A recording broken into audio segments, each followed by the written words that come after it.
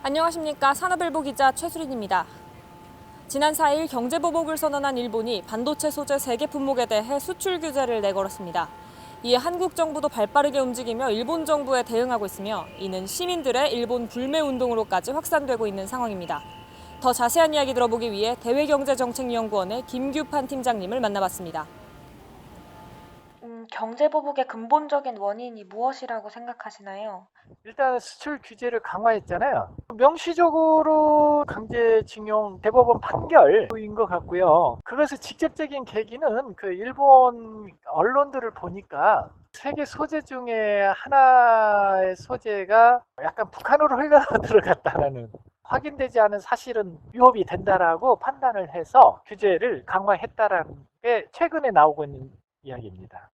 선거 용이다 한 것은 저는 이제 개인적으로 그렇지가 않다라고 보는 게 우리나라를 안보에 문제가 없는 화이트 국가 리스트에서 제외시킨다는 거 아니에요. 일회성이 아니라 선거가 끝난 이후에도 계속 하겠다라는 의지 아니에요? 즉 강제징용 네. 대법원 판결 문제를 즉 외교적으로 자기들이 원하는 대로 들어주지 않는 한 계속 끌고 가겠다라는 거 아닙니까? 외교적 협상으로 해결해야 할 문제를 지금 경제적으로 대응하고 있다는 의견에 대해서는 혹시 어떻게 생각하시는지? 일본이 보복을 했으면 거기에 상응해서 대응을 하는 것은 당연한 이치인데 맞대응하는 과정에서 이것을 감정적으로 네. 정부가 의도적으로 나서서 불매운동을 부추긴다든지 그런 것은 별로 바람직하지 않다고 봅니다. 좀 분리를 해야죠. 정경분리 원칙을 이때도 적용을 해야죠. 경제라든지 교역이라든지 거래라든지 무역이라든지 이것은 기본적으로 윈윈이에요. 한쪽이 죽고 한쪽이 사는 게임이 아니거든요. 그런 비경제적인 요인에 의해서 경제가 손상이 간다는 것은 서로 다 손해야 되는 게임 아닙니까? 그 외교적으로는 지금 한일 관계 특수성이 있죠. 한국 정부가 나서서 해결해라. 이것은 우리 입장에서 받아들일 수가 없죠. 그죠? 삼권 네네. 분립 네. 위반이라는 거 아니에요. 그 다음에 중재위원회를 설치하자. 이것을 뭐 7월 18일까지 요구하고 있잖아요. 그것 또한 우리 정부로서는 받아들일 수 없는 입장인데 외교적으로는 굉장히 어떻게 보면 강대강이잖아요. 그래서 필연적으로 경제 분야로 마찰이 번졌다고 볼 수 있는 거죠. 외교 부문에서 서로 어느 정도 타협을 할 수 있는 여지가 있었으면 이렇게 안 됐죠. 근데 굉장히 그것은 국익에 관련된 거기 때문에 어느 국가든 그렇게 타협하기는 쉽지 않을 겁니다. 우리나라가 중재위원회란 설치를 하는 일본의 요구를 받아들인다. 그러면은 일본은 더 나아가서 독도 문제도 가지고 가자. 그렇게 가잖아요. 상황이 심화되는 것에 대해서는 혹시 어떻게 생각하세요? 제가 예단을 할 수는 없고요. 좀 상황을 지켜봐야죠. 일단은 지금 세계 소재 품목에 대해서 정말로 우리나라 기업만 타격을 보는 건지 일본 기업도 같이 피해를 보게 되는지 그게 네. 굉장히 중요한 변수 아니겠습니까?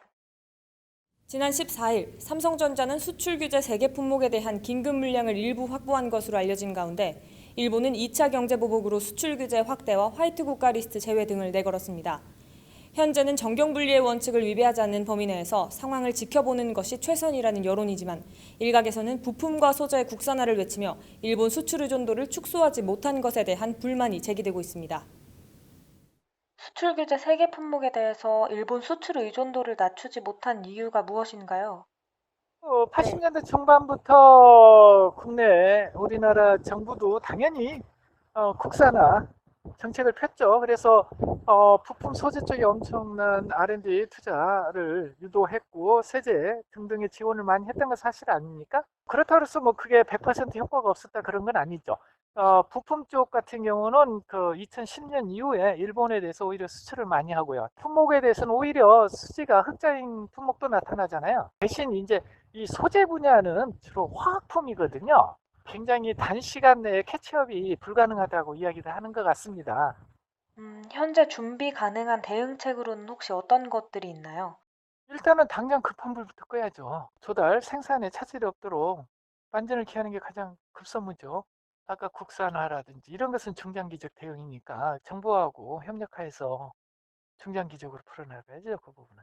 정부는 기업을 지원하죠. 근데 이제 옛날처럼 산업적으로 보조금을 준다든지 이것은 WTO 위반이기 때문에 안 되고 또 R&D 투자라든지 예산을 활용해서 지원을 할 수는 있죠.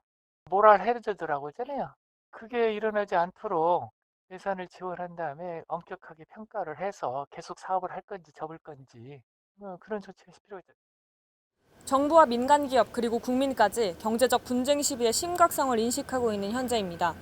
꾸준한 국민의 관심은 물론 정부의 실질적인 지원을 통해 이 위기 상황이 기회로 거듭날 수 있기를 기대해 봅니다.